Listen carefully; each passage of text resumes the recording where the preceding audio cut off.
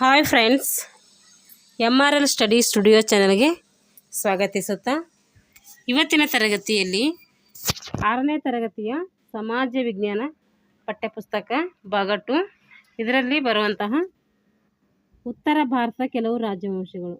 ಇದು TET, GPSTR, HSTR all competitive ಎಕ್ಸಾಮ್ಗೆ ಉಪಯುಕ್ತವಾದಂಥ ಮಾಹಿತಿಯಾಗಿರುತ್ತದೆ. ಯಾರೆಲ್ಲ ಇನ್ನು ನಮ್ಮ ಚಾನಲ್ ಸಬ್ಸ್ಕ್ರೈಬ್ ಮಾಡ್ಕೊಂಡಿಲ್ವೋ ದಯವಿಟ್ಟು ಸಬ್ಸ್ಕ್ರೈಬ್ ಮಾಡಿಕೊಂಡು ವಿಡಿಯೋಗಳನ್ನು ವೀಕ್ಷಿಸಿ ಅಂತ ಹೇಳ್ತಾ ಇವತ್ತಿನ ತರಗತಿಯನ್ನು ಪ್ರಾರಂಭಿಸೋಣ. ಇವಾಗ ನಾನು 6ನೇ ತರಗತಿಯ ಭಾಗವನ್ನು ಕಂಪ್ಲೀಟ್ ಮಾಡಿದ್ದೀನಿ. ಇವಾಗ 6ನೇ ತರಗತಿಯಲ್ಲಿ ಬರುವಂತಹ ಮತ್ತು ಭಾಗ 2 ಇದರಲ್ಲಿ ಬರುವಂತಹ ಅಧ್ಯಾಯಗಳಾಗಿರ್ತವೆ ಇವು. ಇದು ಪಾಠದಲ್ಲಿ ಏನು ಬರ್ತದೆ, 650ರಿಂದ 1200ರವರೆಗಿನ ಕಾಲಾವಧಿಯಲ್ಲಿ ಏನು ಮಾಡ್ತಾರೆ, ಕಾರ್ಕೋಟರು. ಈ ಕಾರ್ಕೋಟ ಸಾಮ್ರಾಜ್ಯ ಇದೊಂದು ಹೊಸ ಸಾಮ್ರಾಜ್ಯ ಇದು 2023ರಲ್ಲಿ ಸೇರಿಸಿದ್ದಾರೆ. ಇಲ್ಲಿ ರಜಪೂತರು, ಅಹೋಂ ವಂಶಗಳು, ಅಹೋಂ ವಂಶ ಒಂದು ಹೊಸ ಸಾಮ್ರಾಜ್ಯನೇ ಇದು. ಇವರ ಪಾತ್ರವನ್ನು ಏನು ಮಾಡ್ತದೆ ಈ ಪಾಠದಲ್ಲಿ ತಿಳಿದು ಬರ್ತದೆ. ಇವರ ಸಾಹಿತ್ಯ ಕ್ಷೇತ್ರಕ್ಕೆ ಏನೇನು ಕೊಡುಗೆ ನೀಡಿದರು, ಅವರ ಆರ್ಥಿಕ ಸಾಮಾಜಿಕ ಜೀವನ ಹೇಗಿತ್ತು, ಅವರ ರಜಪೂತ ವಂಶದ ಪ್ರಮುಖ ವಂಶಗಳಂಥ ಗುರ್ಜರ, ಪ್ರತಿಹಾರ, ಪಾಲ, ಚವ್ಹಾಣ, ಗುಹಿಲರ ಬಗ್ಗೆ ಕೂಡ ಇಲ್ಲಿ ತಿಳ್ಕೊತೀವಿ. ಈಗ ಕಾಶ್ಮೀರದ ಕಾರ್ಕೋಟ ಸಾಮ್ರಾಜ್ಯ. ವಿಶ್ವವೇ ಬೆರಗಾಗುವಂತೆ ಏನು ಮಾಡ್ತಾರೆ ಇವರು ಆಳ್ವಿಕೆಯನ್ನು ಮಾಡ್ತಾರೆ. ಹಾಗೆ ಮಾದರಿ ರಾಜ್ಯವನ್ನು ಕೂಡ ನಿರ್ಮಾಣ ಮಾಡ್ತಾರೆ. ಅಂದರೆ ಇವ್ರ ರಾಜ್ಯದ ಹಿಂಗೆ ಇರಬೇಕು ಅಂಥೇಳಿ ಒಂಥರ ಮಾದರಿ ಇದ್ದಂಗೆ ಇವ್ರ ರಾಜ್ಯ.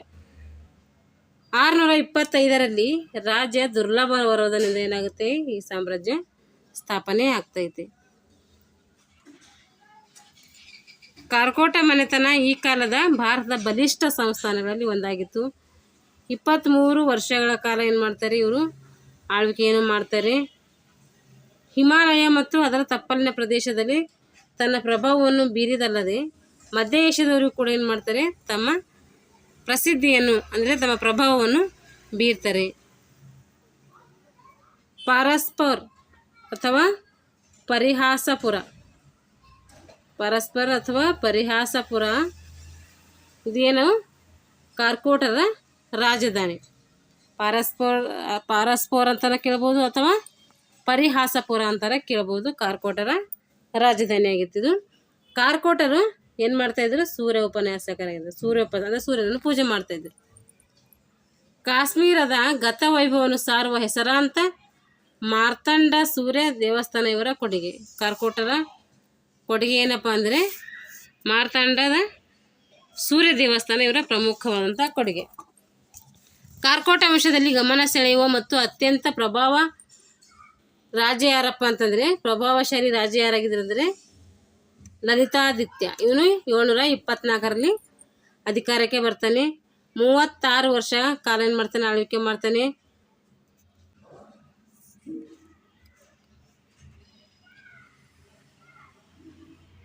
ಉತ್ತರಾಖಂಡ, ಬಿಹಾರ ಅಂದರೆ ಉತ್ತರ ಪ್ರದೇಶ, ಉತ್ತರಾಖಂಡ, ಬಿಹಾರದವರೆಗೆ ಇವ್ರು ಮಾಡ್ತಾರೆ, ಇವರು ಆಳ್ವಿಕೆಯನ್ನು ಮಾಡ್ತಾರೆ. ಈತನ ಕಾಲವನ್ನು ಕಾರ್ಕೋಟ ವಂಶದ ಚಿನ್ನದ ಯುಗ ಅಂತೇಳಿ ಕರೀತಾರೆ. ವೆರಿ ಇಂಪಾರ್ಟೆಂಟ್ ಇದು. ಯಾರ ಯುಗವನ್ನು ಚಿನ್ನದ ಯುಗ ಅಂತೇಳಿ ಕರೀತಾರೆ ಅಂತಂದರೆ ಅದು ಲಲಿತಾದಿತ್ಯನ ಕಾಲ. ಏಕೆಂದರೆ ಆ ಚಿನ್ನದ ಯುಗವನ್ನು ಕರೀಲಿಕ್ಕೆ ಏನು ಕಾರಣ ಅಪ್ಪ ಅಂತಂದರೆ, ಲಲಿತಾದಿತ್ಯನು ಕಲೆ ಸಂಸ್ಕೃತಿಗಳಿಗೆ ಏನು ಮಾಡಿದನು, ಪ್ರೋತ್ಸಾಹವನ್ನು ಕೊಟ್ಟಿದ್ನು. ಕಾಶ್ಮೀರದ ಶೈವ ಸಿದ್ಧಾಂತ ಅತ್ಯಂತ ವೈಭವದ ಒಂದು ಕಾಲಘಟ್ಟ ಅಂತ ಹೇಳ್ಬೋದು. ಕಾರ್ಕೋಟರ ಕಾಲವನ್ನು ನಾವೇನೇನು ಕರಿತೀವಿ ಅಂತಂದರೆ, ಕಾರ್ಕೋಟರ ಕಾಲ ಅಂತ ಏನು ಹೇಳ್ತೀವಿ ನಾವು, ಅದೊಂದು ವೈಭವಯುತವಾದಂಥ ಕಾಲ ಅಂತ ಹೇಳ್ಬೋದು. ವಸುಗುಪ್ತನ ಶೈವ ಸೂತ್ರ. ವಸುಗುಪ್ತ ಯಾವ್ದು ಬರೀತಾನೆ, ಶೈವ ಸೂತ್ರ ಅಂಥೇಳಿ ಬರೀತಾನೆ. ನೆನ್ಪಿಟ್ಕೋಬೇಕಿದ್ದು ಕೃತಿ ಯಾರು ಬರೆದ್ರು, ವಸುದೇವನ ಕೃತಿ ಶೈವ ಸೂತ್ರ ಅಥವಾ ಶೈವ ಸೂತ್ರ ಬರೆದವರು ಯಾರು ಅಂತ ಕೇಳಿದ್ರೆ ಅದು ವಸುಗುಪ್ತ. ಖ್ಯಾತ ತತ್ವಶಾಸ್ತ್ರಜ್ಞ, ಕವಿ ಅಭಿನವಗುಪ್ತ ಕಾರ್ಕೋಟರ ಕಾಲದವರನ್ನಾಗಿದ್ದ. ಶೈವ ಸೂತ್ರಗಳ ತ್ರಿಕ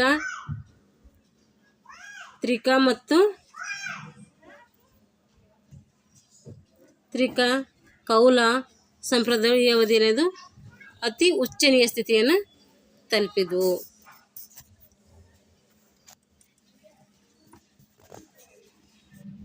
ಹೆಸರಾಂತ ಕವಿಯಾದ ಕಲ್ಲಣ್ಣನು ಲಲಿತದಿತ್ತನ ಆಸ್ಥಾನದಲ್ಲಿ, ಕಲ್ಲಣ್ಣನ ರಾಜತರಂಗಿಣಿ ಅಂತೇಳಿ ಕೃತಿ ಬರೀತಾನೆ. ಅವನು ಯಾರ ಆಸ್ಥಾನದಲ್ಲಿದ್ದಂದರೆ ಲಲಿತದಿತ್ತನ ಆಶ್ರಯದಲ್ಲಿ ಇದ್ನು. ಇವಾಗ ನೆಕ್ಸ್ಟ್ ರಜಪೂತರು ಸಾಹಸ ಪರಾಕ್ರಮಗಳಿಗೆ ಹೆಸರಾದವರು. ಅವರು ತಮ್ಮನ್ನು ಕ್ಷತ್ರಿಯರು ತಮ್ಮನ್ನು ಸೂರ್ಯವಂಶ ಮತ್ತು ಚಂದ್ರವಂಶ ಅಂತ ಗುರುತಿಸ್ಕೊಳ್ತಾರೆ. ಇವ್ರೇನು ಮಾಡ್ತಾರೆ, ನಾವು ಕ್ಷತ್ರಿಯರು, ನಾವು ಸೂರ್ಯವಂಶ ಮತ್ತು ಚಂದ್ರವಂಶ ಅಂತೇಳಿ ಗುರುತಿಸ್ಕೊತಾರೆ. ಅಂದರೆ ಆ ವಂಶದವರು ನಾವು ಅಂತ ಹೇಳ್ಕೊತಾರೆ. ರಜಪೂತ ವಂಶಗಳು ಉತ್ತರ ಭಾರತದಲ್ಲಿ ಸುಮಾರು 500 ವರ್ಷಗಳ ಕಾಲ ಮಾಡ್ತಾರೆ, ಆಳ್ವಿಕೆಯನ್ನು ಮಾಡ್ತಾರೆ. ಅದೊಂದು ಭವ್ಯವಾದಂತಹ ಕಾಲ ಆಗಿತ್ತು. ಭಾರತಕ್ಕೆ ಬಂದಿದ್ದಂತಹ ಅರಬರು, ಟರ್ಕರು, ಅಫಘಾನರು, ಮೊಘಲರು ಇವರೆಲ್ಲರನ್ನು ಎದುರಿಸ್ತಾರೆ. ಅವರೊಡನೆ ದಿಟ್ಟತನದಿಂದ ಹೋರಾಡಿ ಏನು ಮಾಡ್ತಾರೆ, ತಮ್ಮ ಸಾಮ್ರಾಜ್ಯವನ್ನು ಉಳಿಸ್ಕೋತಾರೆ. ರಜಪೂತರ ಗುಣಧರ್ಮಗಳು, ಅವ್ರ ಗುಣಧರ್ಮ ಹೆಂಗಿದ್ವು ಅಂತೇಳಿ. ಭಾರತ ಇತಿಹಾಸದಲ್ಲಿ ರಜಪೂತರಿಗೆ ವಿಶಿಷ್ಟವಾದಂಥ ಸ್ಥಾನ ಇದೆ. ಗೋವುಗಳು, ಅನಾಥರು, ದುರ್ಬಲರು, ಸ್ತ್ರೀಯರಿಗೆ ರಕ್ಷಣೆ ನೀಡುವುದು ಇವ್ರೇನು ಮಾಡ್ತಿದ್ರು, ತಮ್ಮ ಧರ್ಮದಲ್ಲಿ ಅಳವಡಿಸಿಕೊಂಡಿದ್ರು. ತಮ್ಮ ಪೂರ್ವಜರ ಪರಾಕ್ರಮಗಳ ಬಗ್ಗೆ ಕಥನಗಳನ್ನು ಹಾಡಿ ಸ್ಫೂರ್ತಿ ಪಡೆದುಕೊಳ್ತಾ ಇದ್ರು. ರಜಪೂತ ಸ್ತ್ರೀಯರು ಅತೀ ಧೈರ್ಯಶಾಲಿಯಾಗಿದ್ದರು. ಸ್ತ್ರೀಯರು ಮತ್ತು ತಮ್ಮ ಪತಿಯನ್ನು ಯುದ್ಧ ಕಾಲದಲ್ಲಿ ಕಳೆದುಕೊಂಡಾಗ ಅವಮಾನಿತರಾಗಿ ಬಾಳುವುದಕ್ಕಿಂತ ಮರಣವೇ ಲೇಸೆಂದು ಭಾವಿಸಿ ಸಾಮೂಹಿಕ ಆತ್ಮಾರ್ಪಣೆ ಮಾಡಿಕೊಂಡ್ರು. ಈ ರೂಢಿಯನ್ನೇ ಏನಂತೀವಿ ನಾವು ಜೋಹಾರ್ ಅಂತೇಳಿ ಕರಿತೀವಿ. ಇದು ವೆರಿ ವೆರಿ ಇಂಪಾರ್ಟೆಂಟ್. ಇದು ಜೋಹಾರ್ ಪದ್ಧತಿ ಅಂದರೆ ಏನು ಅಂತೇಳಿ. ಈಗ ಕಾರ್ಕೋಟ ಸಾಮ್ರಾಜ್ಯದ ಕಲೆ ಮತ್ತು ವಾಸ್ತುಶಿಲ್ಪ. ರಜಪೂತ ಕಾಲದ ವಾಸ್ತುಶಿಲ್ಪ, ಸಾಹಿತ್ಯ ಮತ್ತು ಕಲೆಗಳು ಶ್ರೀಮಂತವಾಗಿವೆ. ಅವರ ಕಲಾತ್ಮಕ ದೇವಾಲಯಗಳು, ಸುಂದರ ಅರಮನೆಗಳು, ಬಲಿಷ್ಠ ಕೋಟೆಗಳು ನಾವು ಇಂದಿಗೂ ಕೂಡ ಕಾಣ್ಬೋದು. ಅಂತಹ ಕೆಲವು ವಾಸ್ತು ಕೃತಿಗಳನ್ನು ಇಲ್ಲಿ ಕೊಟ್ಟಿದ್ದಾರೆ. ಖಜುರಾಹೋ ದೇವಸ್ಥಾನ, ಇದು ಮಧ್ಯಪ್ರದೇಶದಲ್ಲಿ ಕಂಡುಬರ್ತೈತೆ. ಖಜುರಾಹೋ ಎಂಬಲ್ಲಿ ವಿಶ್ವವಿಖ್ಯಾತ ಖಂಡರಾಯ ಮಹಾದೇವನ ಮಂದಿರ ಇದೆ. ಇಲ್ಲಿ 85 ಮಂದಿರಗಳಿದ್ದು ಅವುಗಳಲ್ಲಿ ಈಗ ಎಷ್ಟು ಉಳಿದಿವೆ ಅಂದರೆ 22 ಮಾತ್ರ ಉಳ್ಕೊಂಡಿದ್ದಾವೆ. ಉಳಿದಿಂದೆಲ್ಲ ಏನಾಗಿದೆ, ನಾಶ ಹೊಂದಿವೆ ಅಂತ ಅರ್ಥ. ದಿಲ್ವಾರ ಇದು ಎಲ್ಲಿ ಕಂಡು ಬರ್ತೈತೆ, ರಾಜಸ್ಥಾನದಲ್ಲಿ ಕಂಡು ಬರ್ತೈತೆ. ಅಬು ಪರ್ವತದ ಮೇಲಿನ ದಿಲ್ವಾರ ಎಂಬಲ್ಲಿನ ಅಮೃತ ಶಿಲಾ ಮಂದಿರ ಇದೆ. ಇಲ್ಲಿನ ಸೂಕ್ಷ್ಮ ಕೆತ್ತನೆಯ ಮೋಹಕ ಕೃತಿಗಳು ಜಗತ್ ಪ್ರಸಿದ್ಧಗೊಂಡಿವೆ. ದಿಲ್ವಾರ ಮಂದಿರ ಎಲ್ಲಿದೆ ಅಂದರೆ ಇದು ಅಬು ಪರ್ವತದಲ್ಲಿ ಕಂಡು ಬರ್ತೈತೆ.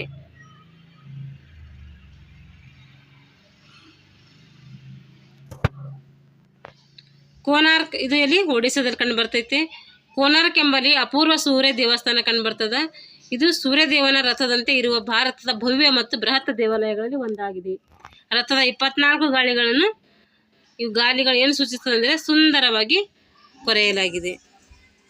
24 ಏನಂದರೆ ಗಾಲಿಗಳು ಇದನ್ನು ಕೊರೆದಿದ್ದಾರೆ. ಇವಾಗ ಭುವನೇಶ್ವರ, ಇದನ್ನು ಕೂಡ ಒಡಿಸ್ಸಾದಲ್ಲಿ ಕಂಡುಬರುವಂಥ ಒಂದು ದೇವಸ್ಥಾನ. ಇದು ಲಿಂಗರಾಜ ದೇವಸ್ಥಾನ ಆಗಿದೆ. 1000 ವರ್ಷಗಳಷ್ಟು ಹಳೆಯದು. ಇದ್ರ ಶಿಖರನೇ ಎಷ್ಟಿದೆ ಅಂದರೆ 180 ಅಡಿ ಎತ್ತರವನ್ನು ಕಂಡುಬರ್ತೈತೆ. ಇದ್ರ ಶಿಖರ 180 ಅಡಿ. ಅದರದ್ದು ಯಾವ ದೇವಸ್ಥಾನ ಇದು, ಭುವನೇಶ್ವರ ದೇವಸ್ಥಾನ. ಇಲ್ಲಿ ಇದನ್ನು ಶಿಖರ ಕೊಟ್ಟಿದ್ದಾರೆ ನೋಡಿ. ಇಲ್ಲಿ ಎಷ್ಟಿದೆ, ಇದು 180 ಅಡಿ ಎತ್ತರ ಇದೆ ಅಂತೆ. ಇದು ಗ್ವಾಲಿಯರ್ ಕೋಟೆ. ಇದು ಗ್ವಾಲಿಯರ್ ಇದೆಯಲ್ಲಿ ಕಂಡು ಬರ್ತದೆ, ಮಧ್ಯಪ್ರದೇಶದಲ್ಲಿ ಕಂಡು ಬರ್ತೈತೆ. ಬೃಹದಾಕಾರದ ಗ್ವಾಲಿಯರ್ ಕೋಟೆಯನ್ನು ಭಾರತದ ಕೋಟೆಗಳ ಕೊರಳಹಾರದ ಮುತ್ತು ಅಂತೇಳಿ ಕರೀತಾರೆ. ಇದು ವೆರಿ ವೆರಿ ಇಂಪಾರ್ಟೆಂಟು. ಬೃಹತ್ ಗ್ವಾಲಿಯರ್ ಕೋಟೆಯನ್ನು ಏನು ಕರೀತಾರೆ, ಕೋಟೆಗಳ ಕೊರಳಹಾರದ ಮುತ್ತು ಅಂತೇಳಿ ಕರೀತಾರೆ. ಹೀಗಂತೇಳಿ ಯಾವ ಕೋಟೆಯನ್ನು ಕುರಿತು ಹೇಳಿದ್ದಾರೆ ಅಂತ ಕೇಳ್ತಾರೆ, ಅವಾಗ ಗ್ವಾಲಿಯರ್ ಕೋಟೆ. ಇಲ್ಲಿ ರಾಜ ಮಾನಸಿಂಗನು ತನ್ನ ನೆಚ್ಚಿನ ರಾಣಿ ಮೃಗಾನಿಗಾಗಿ ಏನು ಮಾಡ್ತಾನೆ, ಯಾರು ಕಟ್ಟಿಸ್ತಿರ್ತಾರೆ, ಇದು ಮಾನ್ಸಿಂಗ್, ರಾಜ ಮಾನ್ಸಿಂಗ್ ತನ್ನ ರಾಣಿಯ ನೆನಪಿಗಾಗಿ ಏನು ಮಾಡ್ತಾನೆ, 2 ಅಂತಸ್ತಿನ ಅರಮನೆಯನ್ನು ಕಟ್ಟಿಸ್ತಾನೆ. ಹೊರಭಾಗದ ಬಂಡೆಗಳಲ್ಲಿ ಕೊರೆಯಲಾದ ಹಲವಾರು ಮೂರ್ತಿಗಳಲ್ಲಿ ಜೈನ ಮತದ ಪ್ರಥಮ ತೀರ್ಥಂಕರ ಋಷಭನಾಥ ಅಥವಾ ಆದಿನಾಥನ ಮೂರ್ತಿ ಭಾರಿ ಏನಾಗಿದೆ, ಎತ್ತರವಾಗಿದೆ. ಜೈಪುರ ಇದು ಕೂಡ ಪಿಂಕ್ ಸಿಟಿ ಅಂತೇಳಿ ಕರಿತೀವಿ. ಇದು ರಾಜಸ್ಥಾನದಲ್ಲಿ ಕಂಡುಬರ್ತೈತೆ. ಏಕೆಂದರೆ ಇಲ್ಲಿನ ಕಟ್ಟಡಗಳ ಬಣ್ಣ ಏನು ಗುಲಾಬಿ. ಜೈಪುರ ಪ್ರಪಂಚದ ಸುಂದರ ನಗರಗಳಲ್ಲಿ ಒಂದು ಎಂಬ ಹೆಗ್ಗಳಿಕೆಯನ್ನು ಪಡೆದುಕೊಂಡಿದೆ. 5 ಅಂತಸ್ತುಳ್ಳ ಹವಾ ಮಹಲ್ ಜೈಪುರದ ಒಂದು ಆಕರ್ಷಕ ಕಟ್ಟಡವಾಗಿ ನಿರ್ಮಾಣ ಆಗಿದೆ. ನೋಡಿ ಒಂದ್ಸರಿ ಹೆಂಗಿದೆ ಅಂಥೇಳಿ. ಉದಯಪುರ ಇದು ಎಲ್ಲಿ ಕಂಡು ಬರ್ತೈತೆ? ರಾಜಸ್ಥಾನದಲ್ಲಿ ಕಂಡು ಬರ್ತದೆ. ಭಾರತದ ರಮಣೀಯ ನಗರವಾದ ಉದಯಪುರದಲ್ಲಿ ಅರಮನೆ ಕಂಡು ಬರ್ತೈತೆ. ಇದು ರಾಜಸ್ಥಾನದಲ್ಲಿ ಇರುವಂಥ ದೊಡ್ಡ ಅರಮನೆ. ಇದು ಚಿಕಣಿ ಚಿತ್ರಗಳು ಇವು ಏನಂತೀವಿ? ಈ ಚಿತ್ರಗಳಿಗೆ ಏನಂತೀವಿ? ಚಿಕಣಿ ಚಿತ್ರಗಳು ಅಂತೇಳಿ ಕರಿತೀವಿ. ರಜಪೂತರು ಭಿತ್ತಿ ಮತ್ತು ಚಿಕಣಿ ಚಿತ್ರಗಳಲ್ಲಿ ಪ್ರೋತ್ಸಾಹವನ್ನು ಹೊಂದಿದರು. ಚಿಕಣಿ ಚಿತ್ರವೆಂದರೆ ನಾಜೂಕಾಗಿ ಚಿತ್ರಿಸಿದ ಕಿರು ಚಿತ್ರ ಅಂತ ಅರ್ಥ. ಇದು ಎಕ್ಸಾಮ್ಗೆ ಆಗ್ಬೋದು. ಚಿಕಣಿ ಅಂದರೆ ಏನಂತೇಳಿ? ನಾಜೂಕಾಗಿ ಚಿತ್ರಿಸಿದ ಕಿರುಚಿತ್ರ. ದೇವಾಲಯ, ಅರಮನೆ, ಗೋಡೆಗಳು ಹಾಗೂ ಪುಸ್ತಕಗಳಲ್ಲಿ ಅಲಂಕಾರ ಚಿತ್ರಗಳನ್ನು ಕಲಾವಿದರು ಏನು ಮಾಡಿದ್ದಾರೆ? ರಚಿಸಿದ್ದಾರೆ. ಇದೇ ಏನು? ಇದೇ ಚಿಕಣಿ ಚಿತ್ರ. ಇದಕ್ಕೇನಂತೀವಿ? ಚಿಕಣಿ ಚಿತ್ರ ಅಂಥೇಳಿ ಕರಿತೀವಿ.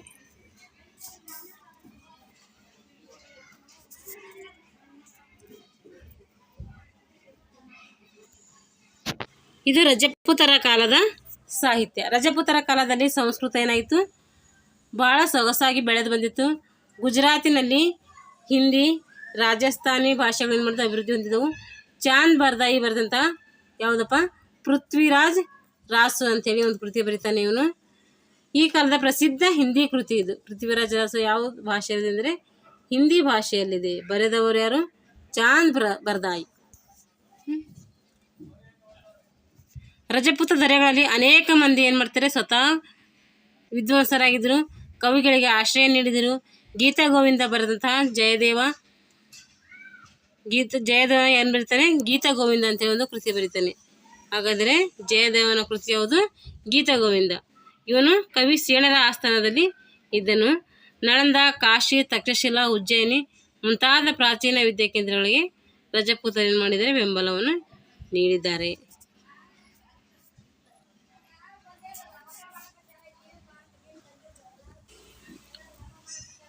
ಇದು ರಜಪೂತ ಮತ್ತು ಅವರ ಸಮಕಾಲೀನ ರಾಜ್ಯಗಳ ಬಗ್ಗೆ ಇದೆ. ಇದು ಏನಷ್ಟು ಇಂಪಾರ್ಟೆಂಟ್ ಅಲ್ಲ. ಪೃಥ್ವಿರಾಜನು ಮಹಮ್ಮದ್ ಗೋರಿಯ ಆಕ್ರಮಣವನ್ನು ವಿರೋಧಿಸಿದನು. ಅನೇಕ ರಜಪೂತ ಅರಸರನ್ನು ಒಗ್ಗೂಡಿಸಿದ. ಆದರೆ ಕನೌಜ್ನ ರಾಜನಾದಂತಹ ಜಯಚಂದ್ರನ ಏನು ಮಾಡ್ಲಿಕ್ಕಾಗಲ್ಲ, ಇವನಿಂದ ಸೋಲಿಸಲು ಆಗಲಿಲ್ಲ. ಪೃಥ್ವಿರಾಜನು ಮೊಹಮ್ಮದ್ನನ್ನು ಕದನದಲ್ಲಿ ಸೋಲಿಸಿದನಾದರೂ ಆತನಿಗೆ ಕ್ಷಮಾದಾನ ಮಾಡಿದನು. ಮೂರನೇ ಪೃಥ್ವಿರಾಜ್ ಏನು ಮಾಡ್ತಾನೆ? ಮೊಹಮ್ಮದ್ ಗೋರಿಯೊಂದಿಗೆ ಯುದ್ಧ ಮಾಡ್ತಾನೆ. ಆದರೆ ಅವಾಗ ಮೊಹಮ್ಮದ್ ಗೋರಿ ಸೋಲ್ತಾನೆ, ಪೃಥ್ವಿರಾಜ್ ಗೆದಿತಾನೆ. ಆದರೆ ನೆಕ್ಸ್ಟ್ ಸರಿ ಕ್ಷಮೆ ಮಾಡಿ ಬಿಟ್ಬಿಡ್ತಾನೆ ಇವನು ಪೃಥ್ವಿರಾಜ್. ಅದಕ್ಕೋಸ್ಕರ ಅವನು ಹೋಗಿ ಮತ್ತೆ ಸಕಲ ಸಿದ್ಧತೆಗಳೊಂದಿಗೆ ಬಂದು ಮತ್ತೆ ನೆಕ್ಸ್ಟ್ ಸರಿ ಏನು ಮಾಡ್ತಾನೆ? ಪೃಥ್ವಿರಾಜ್ಗೆ ಸೋಲಿಸ್ತಾನೆ. ಪೃಥ್ವಿರಾಜನು ಮೊಹಮ್ಮದ್ನನ್ನು ಕದನದಲ್ಲಿ ಸೋಲಿಸಿನಾದರೂ ಆತನಿಗೆ ಕ್ಷಮಾದಾನ ಮಾಡಿ ಬಿಟ್ಬಿಡ್ತಾನೆ. ಮುಂದಿನ ವರ್ಷವೇ ಏನು ಮಾಡ್ತಾನೆ ಅಂದರೆ ಇವರೊಳಗೆ ನಡೆದ ಯುದ್ಧದಲ್ಲಿ ಪೃಥ್ವಿರಾಜರ ಏನು ಮಾಡ್ತಾನೆ? ಪರಾಭವಗೊಂಡನು. ಅಂದರೆ ಅವನು ಸೋತನು. ವಿಪತ್ತಿನ ಸಮಯದಲ್ಲಿ ಪೃಥ್ವಿರಾಜ ತನ್ನ ಕುದುರೆಯನ್ನೇರಿ ತಪ್ಪಿಸಿಕೊಳ್ಳಲು ಪ್ರಯತ್ನಿಸಿದ. ಆದರೆ ಸೈನಿಕರಿಗೆ ಸೆರೆ ಸಿಕ್ಕಿದ ಮೊಹಮ್ಮದ್ ಗೋರಿ ಅವನನ್ನು ಕೊಲ್ಲಿಸಿದ. ದೆಹಲಿಯ ಮೊಹಮ್ಮದ್ ಗೋರಿಯ ವಶವಾಯಿತು. ಇದು ದಿಲ್ಲಿ ಸುಲ್ತಾನರ ಆಳ್ವಿಕೆಗೆ ಏನಾಯ್ತದೆ? ಮುಂದೆ ನಾಂದಿ ಆಯ್ತದೆ. ಪೃಥ್ವಿರಾಜ್ ಶೌರ್ಯ ಮತ್ತು ಧೀರಕ್ಕೆ ಹೆಸರಾಗಿದ್ದ. ಪೃಥ್ವಿರಾಜ್ ರಾಸೋ ಎಂಬ ಹಿಂದಿ ಮಹಾಕಾವ್ಯದಲ್ಲಿ ಚಾಂದ್ ಬರ್ದಾಯಿ ಏನು ಮಾಡ್ತಾನೆ? ಅವ್ರ ಬಗ್ಗೆ ಕುರಿತು ಬರಿತಾನೆ. ಈಗ ಗುಹೀಲರು, ರಜಪೂತರಲ್ಲಿ ಗುಹೀಲರು ಏನು? ವೀರ ಪರಂಪರೆಯಿಂದ ಬಂದವರು. ಈ ವಂಶದ ಶ್ರೇಷ್ಠ ದೊರೆ ಯಾರಪ್ಪ ಅಂದರೆ ಖುಮ್ಮಣ ಏನು ಮಾಡ್ತಾನೆ? ಶ್ರೇಷ್ಠ ದೊರೆ. ಅರಬರ ದಾಳಿಯಿಂದ ತನ್ನ ರಾಜ್ಯವನ್ನು ರಕ್ಷಿಸಿ ಬಪ್ಪರ್ ರಾವತ್ ಖೊಮ್ಮಣ್ಣನಿಗೆ ಏನು ಮಾಡ್ತಾರೆ? ಬಪ್ಪರ್ ರಾವತ್ ಅಂತೇಳಿ ಕರೀತಾರೆ. ಇದು